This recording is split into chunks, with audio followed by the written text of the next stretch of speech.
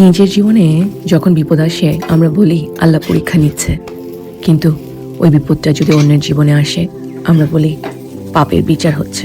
আস্তাগফিরুল্লাহ। সবার জীবনেই পাপ আছে, কেউ বুকে হাত দিয়ে বলতে পারবে না সে কোনোদিন পাপ করেনি। হতে পারে আপনি মদ্যপান করেন না, ক্লাবে যান না, অথবা ব্যভিচার করেন না, কিন্তু আপনি যে সিম্পলি এটা ভাবছেন যে ওই মানুষদের থেকে আপনি সুপিরিয়র, এটিই প্রকাশ করছে আপনার দাম্ভিকতা আর অহংকার, যা স্বয়ং ইবলিশের রূপকে প্রতিফলিত করে। তাই চলুন আজকে সারাদিন নিজের একটি দোষ খুঁজে বের করি।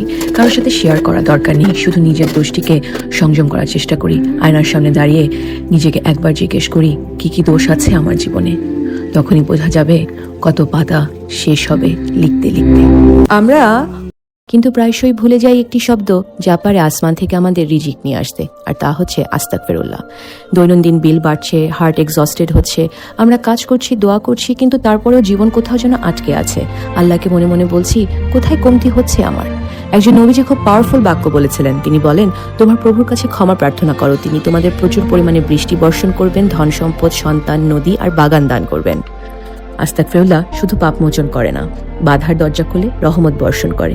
তাই জীবন যখন শুকনো হবে তার পিছনে না ছুটে বিরতি নিন, ফেরত আসুন ইমানে, আর বলুন আস্তাগফিরুল্লাহ, আস্তাগফিরুল্লাহ, আস্তাগফিরুল্লাহ।